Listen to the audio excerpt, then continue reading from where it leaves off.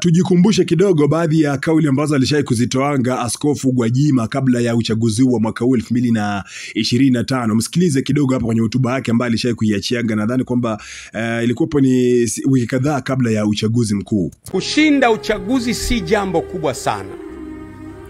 Kuitawala nchi ambayo imemeguka kwa sababu ya makovu ya uchaguzi ndiyo jambo kubwa zaidi. I say again. Kushinda uchaguzi ni jambo jepesi, it is easy, ni jambo gumu jepesi. Lakini kuitawala nchi na kuiletea maendeleo iliyomeguka kutokana na makovu na majeraha ya kiuchaguzi ni kazi ngumu sana. Kwa hiyo sisi kama CCM tunaweza kuamua hivi, bwana tuendelee. Tutaendelea na tutashinda. Lakini hebu jaribu kuwaza, tangu siku unapoapishwa kuna watu wanaendelea kukupinga mpaka utakapomaliza miaka yako 5.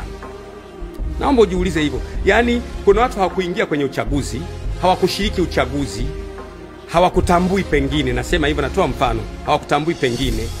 Sasa wanaanza kukupinga tangu siku unapoapishwa mpaka siku utakapotoka miaka 5.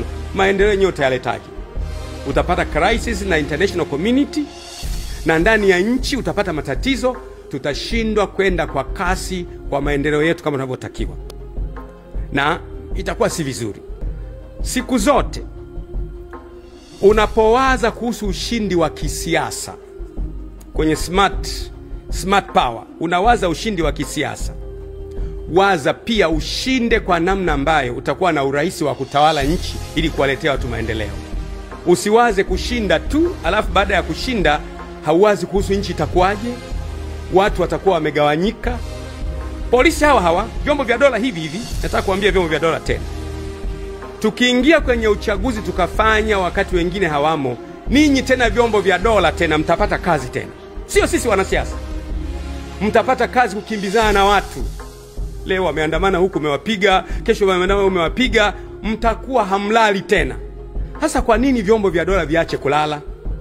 Kwa nini vyombo vya dola viwe na kazi ya miaka 5 ya kukimbizana na watu ambao hawakuingia kwenye uchaguzi kwa sababu ya reform chache ambazo tungezifanya?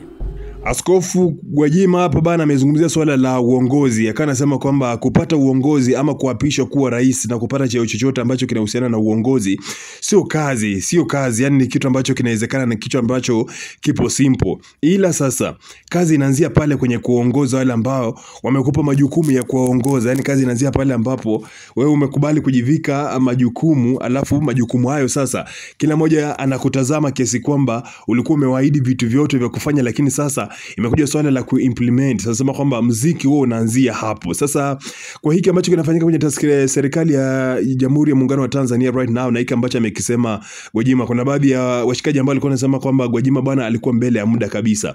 Wametoka kumsikiliza mshikaji. Nipe maoni yako pale chini kwenye uwanja wa comment.